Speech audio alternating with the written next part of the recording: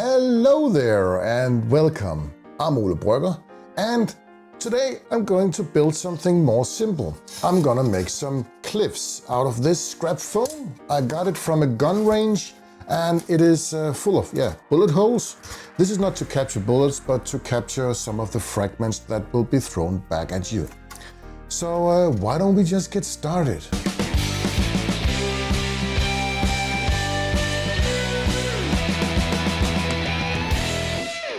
First, I will cut up some 6 by 12 inch pieces of this scrap foam.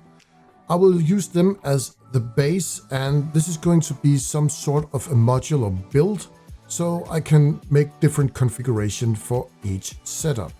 I will make some smaller pieces so I can make some more elevations in this cliff terrain. This is a pretty big piece of foam. First, I will just mark it up with a knife, and then I will hand cut it on my Proxxon. My Proxxon, in that way, is not big enough to handle it, so it will be a freehand cut. But the knife cut actually made a very good groove, so it was pretty easy to cut it up.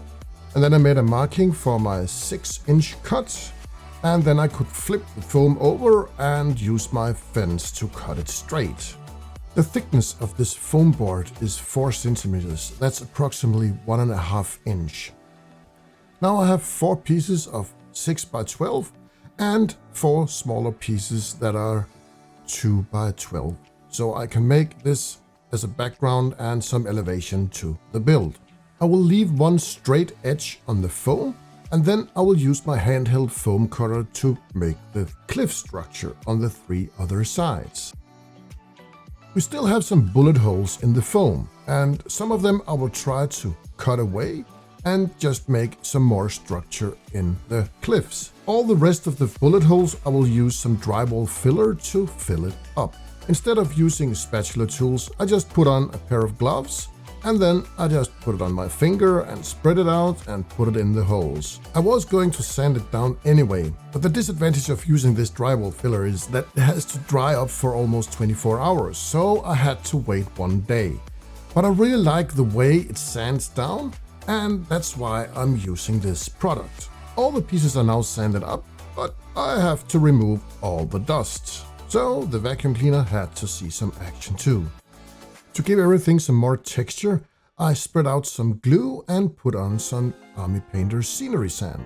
I'll do this before I put on the Mod Podge, because then I will know everything is set perfectly and the sand won't fall off. I had all these leftover cut-offs, and I thought I might as well make some tinier rocks and cliffs. I could use these for scatter terrain in any kind of scenario.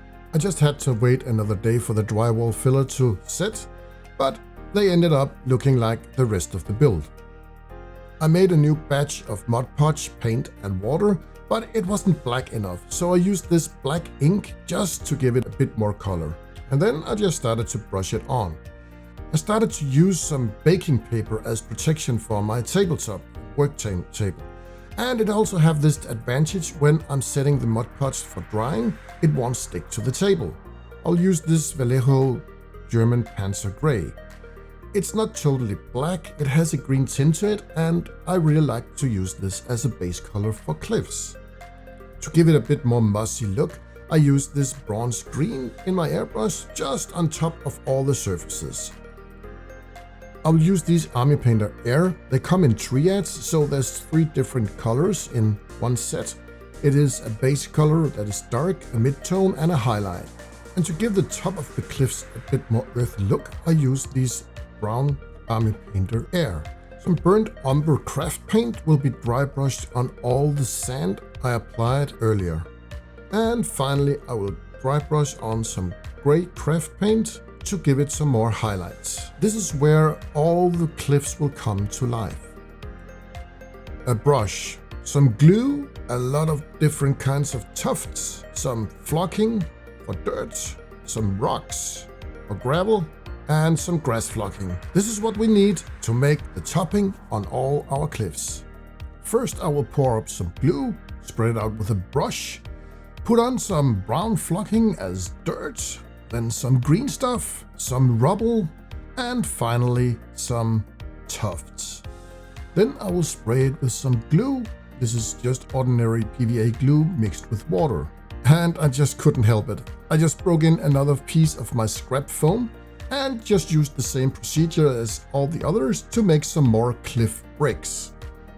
I also needed some supports if I wanted to make some more elevation, so I kept these untouched by the hot knife. Then I just got the idea of using some of my scrap wood to build some simple bridges. I used this stick of walnut and cut it up in some different lengths to work as a base beam for the bridge. Then I cut up some pieces of my leftover coffee stir sticks. I even had a couple of popsicle sticks in there. And then I started to super glue them in. I just put them on in a random order so it would look like someone just had to build this in a hurry. And then I finished it off with some dark wood speed paint in my airbrush and some cavern highlights on a dry brush to light up the edges. And we are done.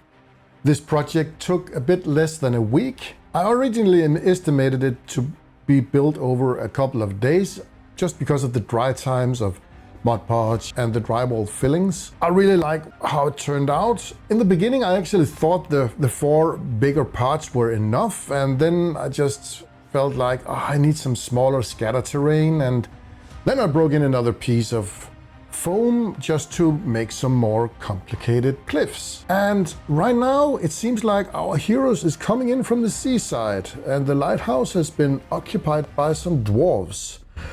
But let's see how it looks in a close-up view.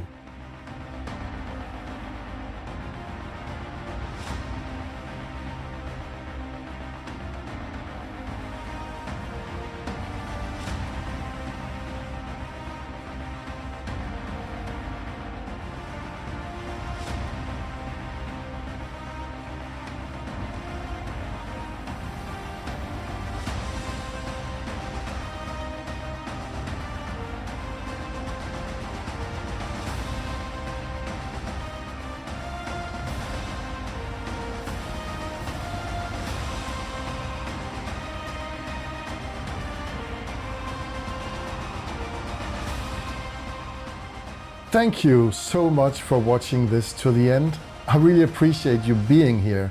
And we are getting so close to the 1,000 subscribers. And I just noticed in my analytics that I have a ton of views, but a lot of my viewers are not subscribed to the channel. So please, if you really think I've earned it, just click that subscribe button. It really means a lot to me. Thank you so much for watching, and I'll see you very soon.